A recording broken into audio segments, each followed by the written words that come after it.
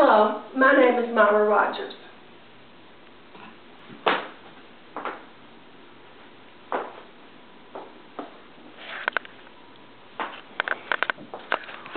Jorge Ceniceros was found dead in his white Honda with his 2 children wounded beside him. A few miles away, Leslie Enriquez was found with a bullet in her head. Her husband was also shot while their baby cried in the back seat. Leslie was 4 months pregnant. The victims were employees of the U.S. Consulate in Juarez, Mexico.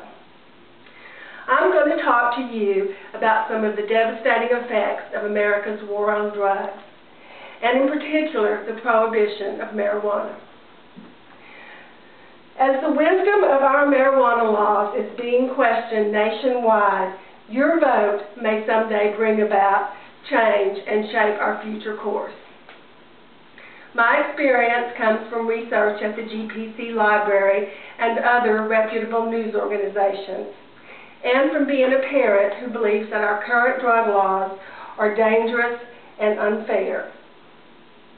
So today, I want to discuss the rationale for legalizing marijuana, including the legal and financial reasons, and as an effort to decrease drug-related violence.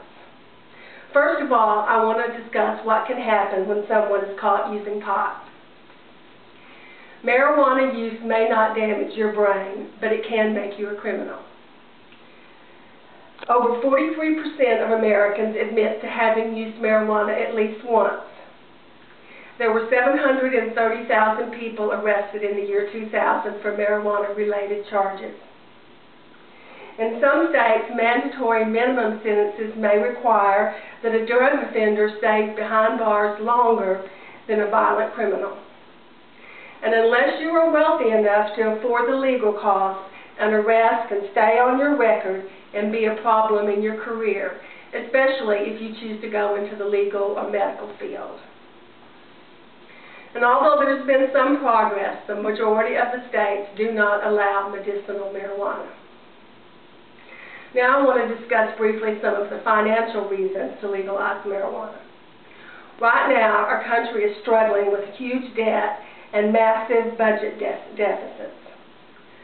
The Economist magazine in the year 2000 said, if you want to see money thrown at a problem to no good effect, you need look no further than America's war on drugs.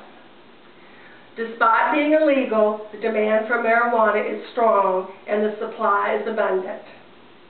Harvard economist Jeffrey Myron estimates that the government would save over $13 billion a year on the expense of enforcing prohibition, and that the legalization of marijuana would bring in tax revenue of over $6 billion a year. So now we've talked about some of the legal implications and the financial reasons for legalizing marijuana. So I want to discuss some drug-related violence. Drug dealing has exploded and has led to the expansion of organized crime. Drug cartels are battling amongst each other in turf wars throughout Latin American countries, and innocent people are being caught in the crossfire. Americans are being targeted abroad by the cartels as a warning for the U.S. to stop interfering in their drug trade. Marijuana users are forced to buy their drug from dealers who also sell crack cocaine, heroin, and methamphetamines. And in 1933, when the prohibition of alcohol ended, organized crime suffered. Some Latin American countries are asking that the U.S. consider decriminalizing marijuana with the hopes that it would reduce the violence and that threatens the stability of their own countries.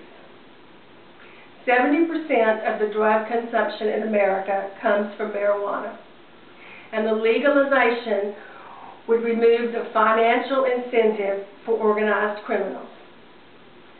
Law enforcement officials would also be freed up to battle more dangerous and addictive drugs.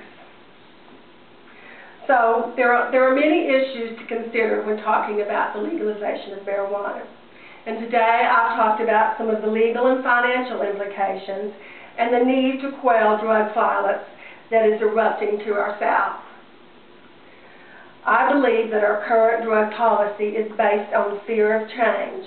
I know that's the way I feel. It's fear of the unknown. But I also feel that our current policy is a flop and it's not working and hasn't worked for over 60 years. Politicians are afraid to address reform because they're afraid they won't be re-elected. But some of those same politicians have admitted to using marijuana. New York's Mayor Michael Bloomberg was asked if he had smoked pot. "You bet I did," he said, "and I enjoyed it." Newt Gingrich, George W. Bush, and Bill Clinton have all admitted to using marijuana before. So I encourage you as young adults to help keep the debate going and to support politicians who are not afraid to reform our ineffective and unfair policy of marijuana prohibition. Thank you.